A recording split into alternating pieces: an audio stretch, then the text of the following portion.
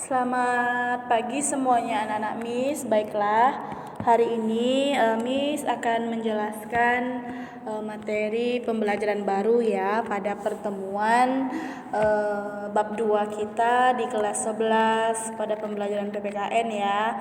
Nah, jadi hari ini kita akan membahas tentang sistem dan dinamika demokrasi di Indonesia. Nah, gimana hari ini anak-anak Miss keadaannya sehat?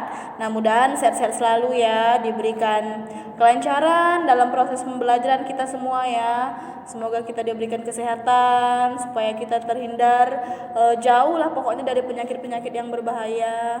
Nah, jadi anak-anak Miss silakan buka buku. Jadi segala sesuatu yang berhubungan tentang pembelajaran PPKN, anak Miss silakan buka ya. Nah, jadi hari ini kita akan membahas tentang sistem dan dinamika demokrasi di Indonesia. Nah, coba anak-anak Miss buka buku halaman. Di situ bab 2 itu tertera pada halaman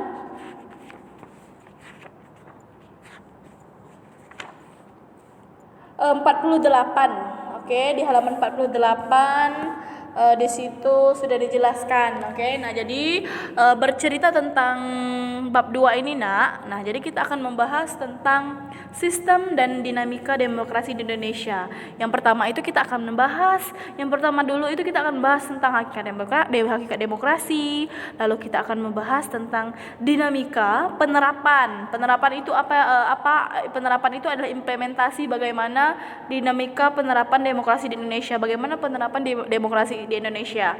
Nah, selanjutnya kita akan membangun kehidupan yang demokratis di Indonesia. Yang pertama kita akan belajar tentang konsep demokrasi, lalu kita akan bercerita tentang penerapan demokrasi di Indonesia itu gimana.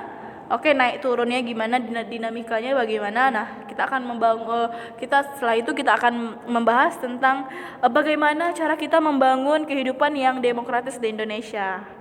Nah, jadi di situ dari hakikat demokrasi itu kita akan membahas tentang makna demokrasi.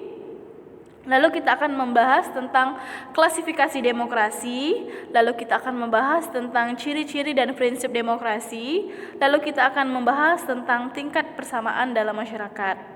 Nah, jadi di dalam dinamika penerapan demokrasi di Indonesia itu terbagi dua ya anak Miss.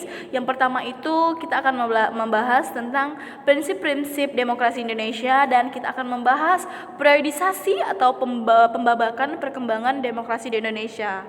Nah, setelah itu yang pada subbab terakhir kita akan membahas tentang apa sih pentingnya kehidupan yang demokratis itu. Nah, jadi kita akan membahas juga tentang perilaku yang mendukung tegaknya nilai demokratis di Indonesia. Nah, seperti itu ya anak-anak Miss.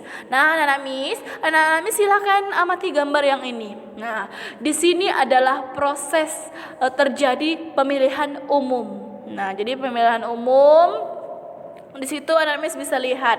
Jadi dalam pemilihan umum itu diawasi oleh KPU. KPU itu siapa? Adalah Komisi Pemilihan Umum. Nah, jadi di sini anak Miss, nah ini adalah salah satu yang kita selenggarakan per tahun 5 tahun sekali, yaitu melalui pesta demokrasi. Nah, ada juga pemilihan presiden, ada juga pemilihan gubernur, wali kota, dan bupati. Nah, itu masing-masing tiap daerah ada. Nah, jadi anak Miss amati di sini ya. Selanjutnya anak Miss, terakhir demokrasi yang kita ikuti itu pada tahun 2019. Nah, jadi pemilu atau pemilihan umum kemarin kita adakan pada tahun 2019 untuk memilih presiden RI kita. Nah, jadi dalam pemilu 2019 ini dimenangkan oleh Bapak Joko Widodo dan Bapak Ma'ruf Amin selaku kepala negara kita dan wakil kepala negara. Nah, jadi pemilihan umum ini merupakan salah satu dari wujud nyata asas pelenggaraan negara, yaitu salah satunya adalah demokrasi. Nah, seperti itu ya. Nah, anak Miss bisa lihat di sini kenapa Miss pentingnya demokrasi itu. Nah, sangat penting. Nah, jadi kita ini kan berdasarkan kedaulatan rakyat. Nah, jadi kedaulatan di tangan rakyat. Nah, jadi rakyat yang memilih pemimpin kita siapa dan lain sebagainya. Nah, jadi dari gambar tersebut anak Miss bisa lihat. Nah, anak Miss bisa lihat ini adalah seminar yang diadakan oleh Banwaslu dan KPU. Nah, jadi di situ ada slogan yang mengatakan bahwa golput bukan solusi. Kenapa? Suara kamu itu satu menentukan semuanya. Makanya kita harus berpartisipasi dalam demokrasi. Jangan bersikap individual dan lain sebagainya ya anak-anak mis ya.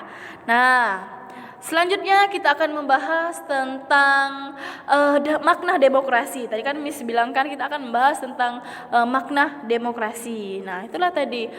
Jadi menurut Abraham, menurut Abraham dia berpendapat tentang demokrasi. Jadi beliau ini mengatakan bahwasanya demokrasi adalah pemerintahan dari rakyat oleh rakyat untuk rakyat. Nah, itu menurut Abraham.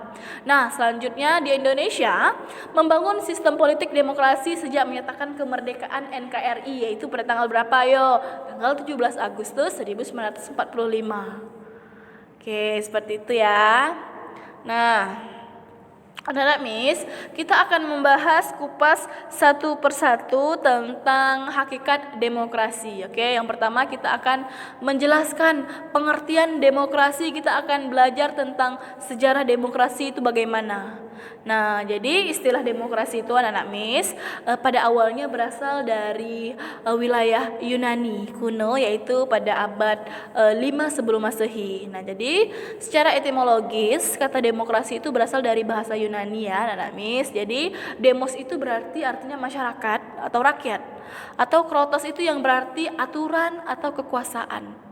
Nah, jadi Muhammad Hatta berpendapat juga tentang demokrasi. Jadi Muhammad Hatta ini mengatakan bahwasanya demokrasi itu merupakan pergeseran dari pergantian kedaulatan raja menjadi kedaulatan rakyat.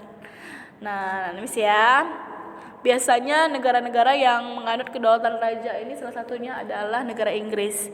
Nah, di mana yang mempunyai kekuasaan atas pemerintahannya itu adalah raja. Nah, selanjutnya kita akan membahas tentang pengertian demokrasi menurut para ahli. Nah, di sini sangat banyak sekali para ahli yang menjelaskan tentang demokrasi. Nah, jadi kita akan membahas satu persatu. Nah, di situ menurut Abraham, tadi kan Miss sudah bilang Abraham itu menjelaskan bahwasanya pengertian demokrasi itu adalah pemerintah dari rakyat oleh rakyat untuk rakyat. Nah, itu menurut Abraham.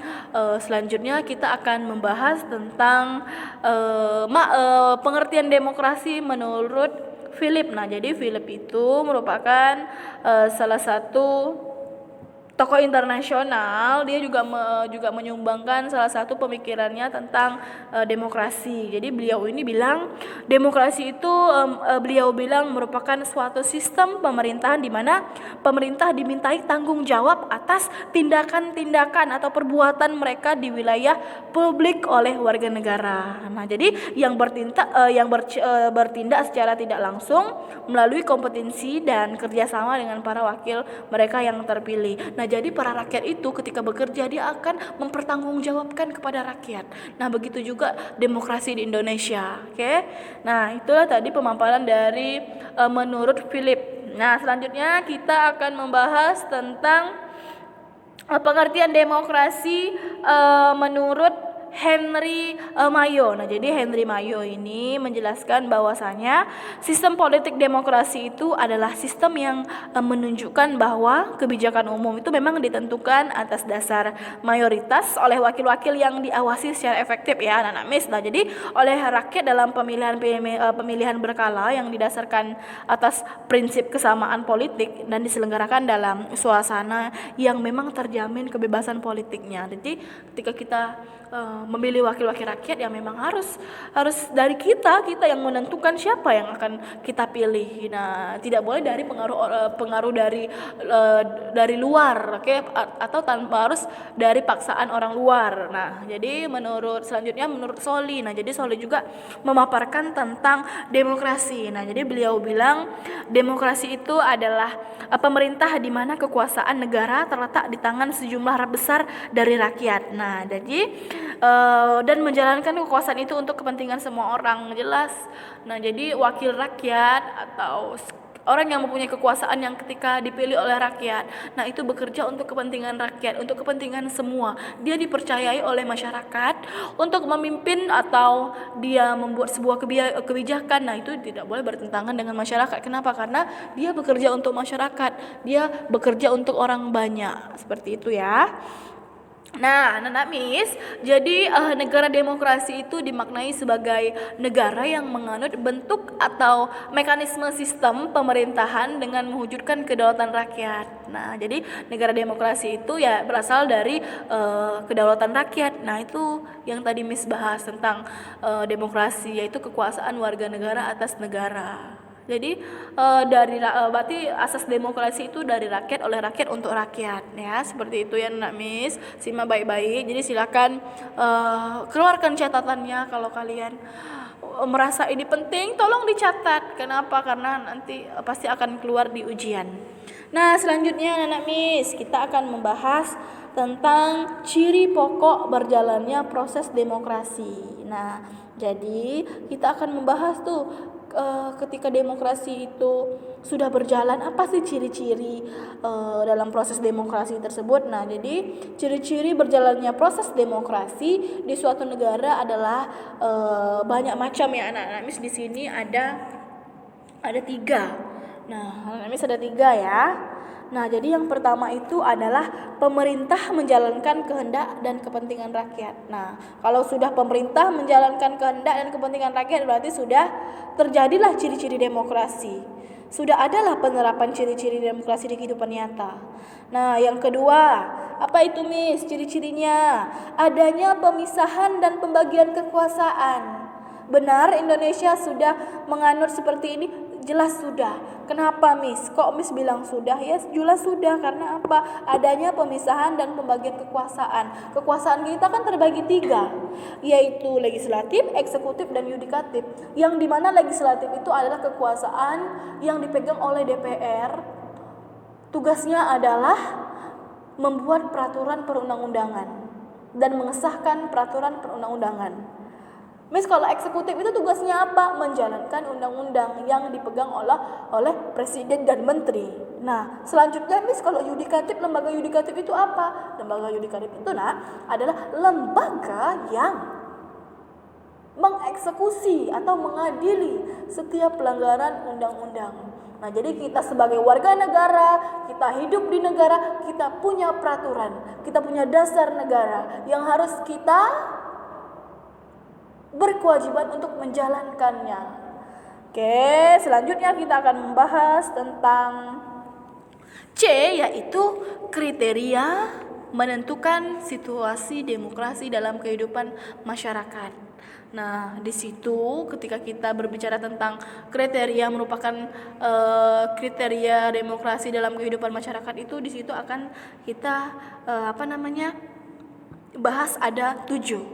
Yang pertama, kriterianya itu adalah kekuasaan. Apa itu kekuasaan, Miss? Nah, jadi kekuasaan itu pemerintah yang demokratis, jelas demokratis. Nah, jadi demokratis itu erat kaitannya dengan pelaksanaan kekuasaan atau kedaulatan. Nah, negara memang harus menghormati hak warganya dengan mendukung untuk apa? Untuk ikut berpartisipasi dong dalam kegiatan politik dan pemerintahan. Nah, jadi kita sebagai warga negara ini harus berpartisipasi dalam pemilihan umum, dalam pesta demokrasi dan lain sebagainya. Itulah tadi Miss bilang, jangan bersikap individualisme gitu loh. Ya, selanjutnya kita akan membahas tentang kriteria menentukan situasi demokrasi. Yang kedua yang pertama itu ada kekuasaan, sudah. Selanjutnya kita akan membahas tentang keadilan. Miss, apa sih keadilan itu, Miss? Kenapa kok kriteria menentukan situasi demokrasi itu ada nomor 2, yaitu keadilan? Jelas. Nah, dalam menentukan kriteria demokrasi itu harus ada keadilan, Miss. Nah, jadi dari keadilan itu adanya perlakuan sama di depan hukum bagi setiap warga negara. Nah, itulah Miss bilang tadi, kita sebagai warga negara Indonesia di depan hukum itu sama, nggak ada bedanya.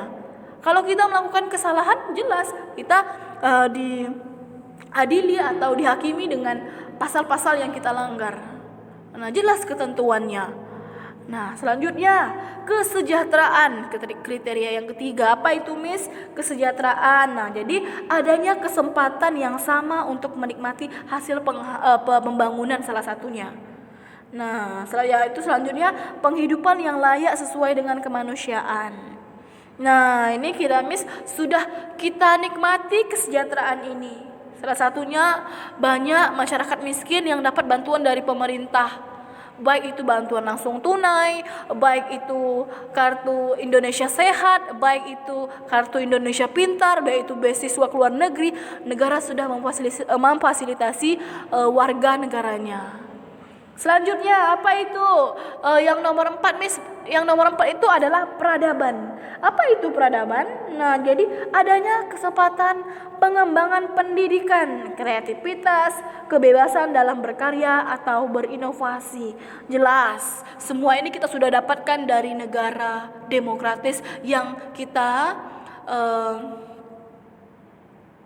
alami sekarang ini.